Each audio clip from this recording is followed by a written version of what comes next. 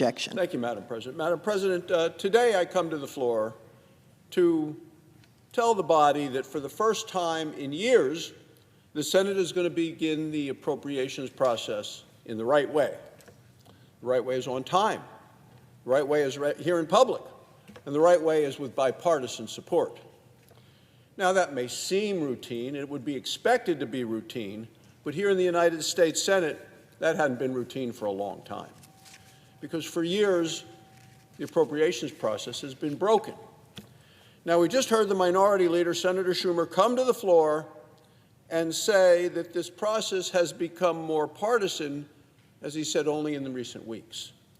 Let me remind the minority leader of his own actions to undermine the appropriations process.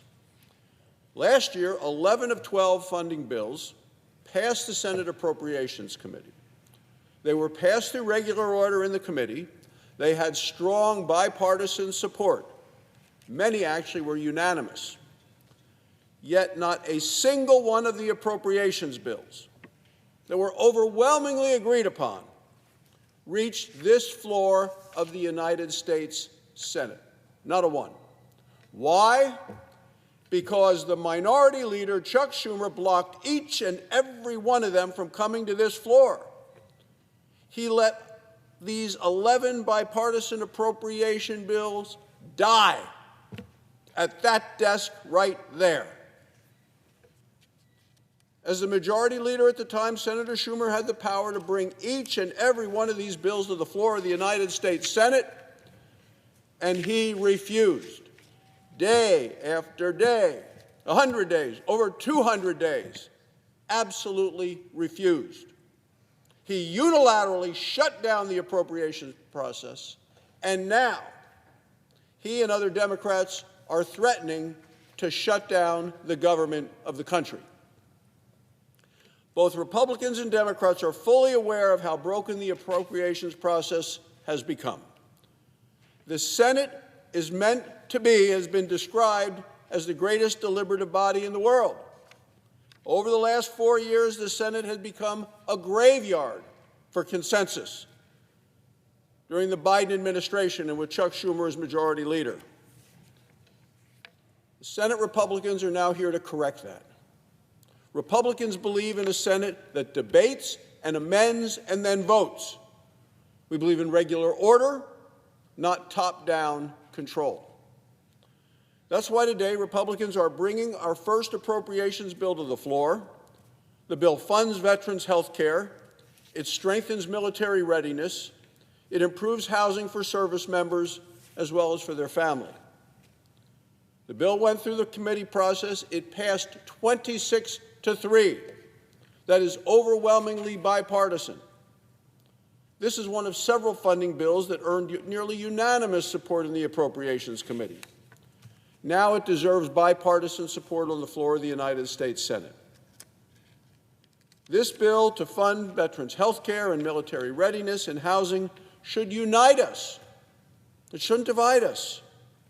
This is an opportunity to return to real governing after years of Democrat-imposed dysfunction. This is how we restore the trust in this institution and the faith in the work that we do here.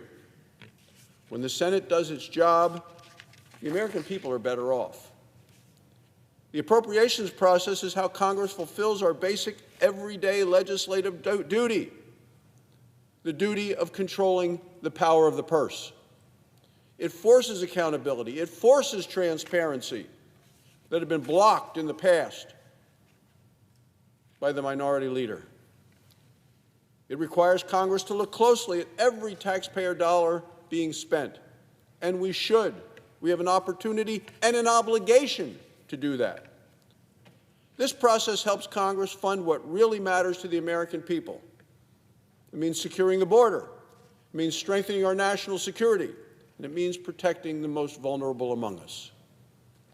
It is the best tool that Congress has to rein in reckless, runaway Washington spending.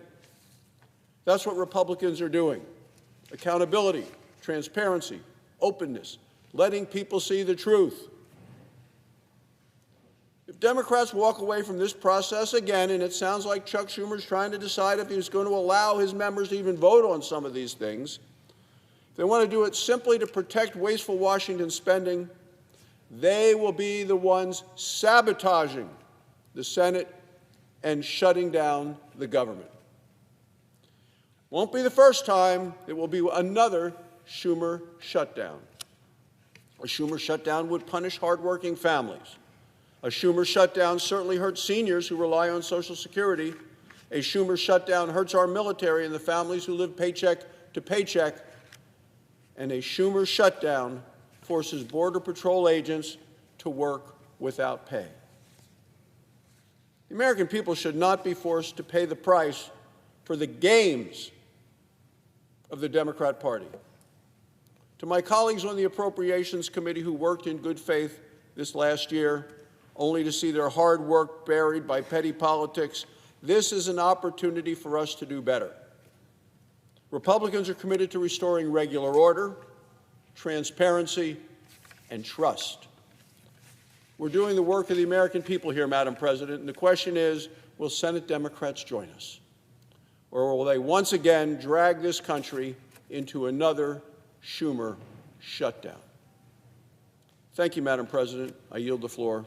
Suggest the absence of a quorum. The clerk will call the roll. Ms. Alsobrooks.